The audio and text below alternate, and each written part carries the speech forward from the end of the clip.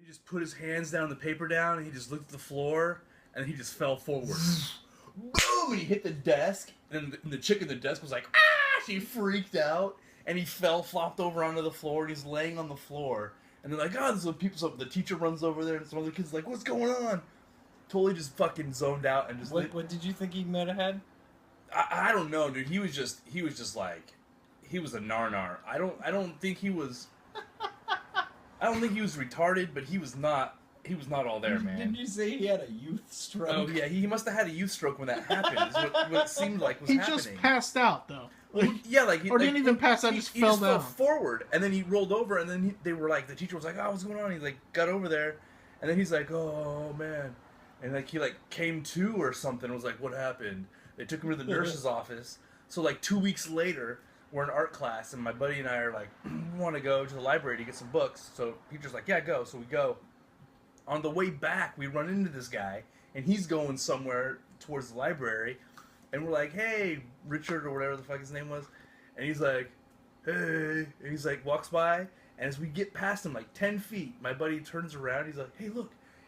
I turn around, and he's like standing and just like weaving back and forth. Like just weaving, just like he stopped. Mid-walk, just weaving back and forth, and then he just stops and he just falls over.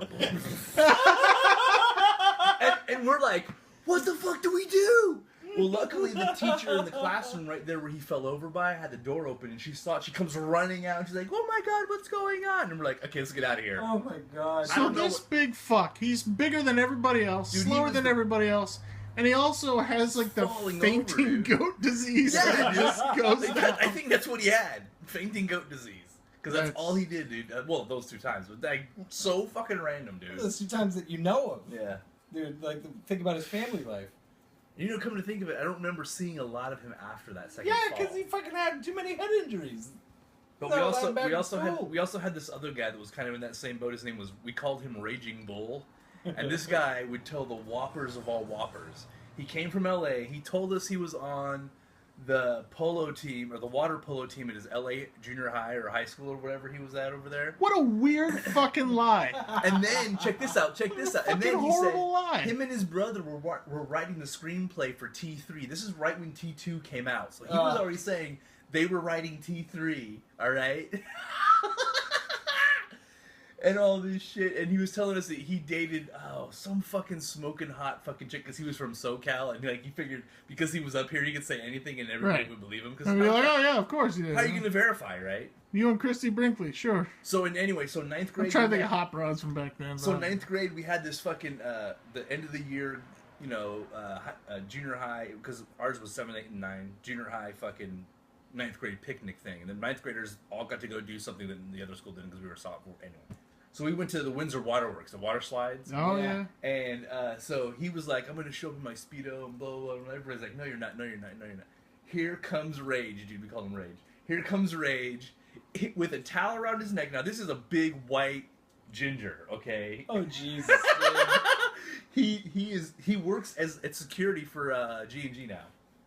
But anyway, so he's this really tall, he's not like fit, but he's not like skinny either, kind of, regular average build guy, but he's like probably like 6 foot something, red hair, glasses, like a rainbow towel around his neck, of course, red and blue Speedos, and work boots.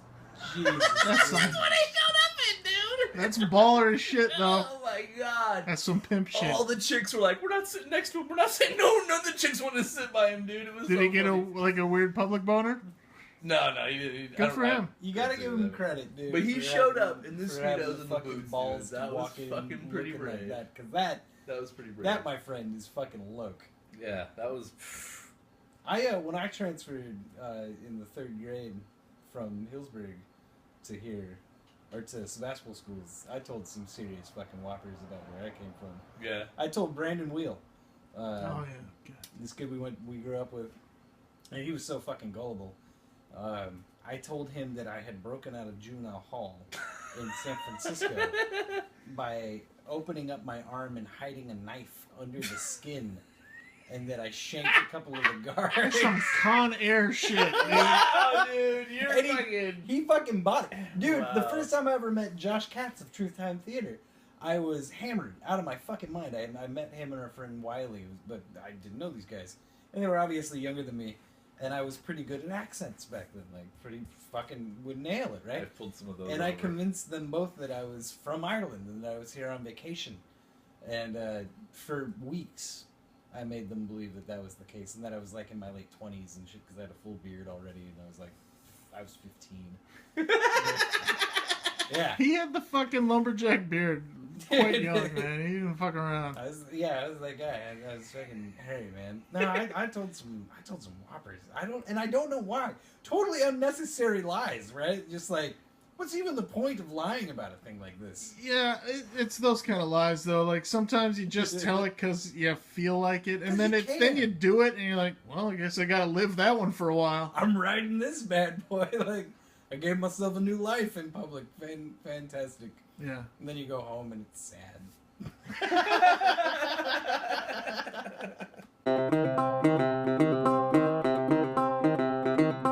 If you want to tell us to fuck right off, tell us to fuck right off.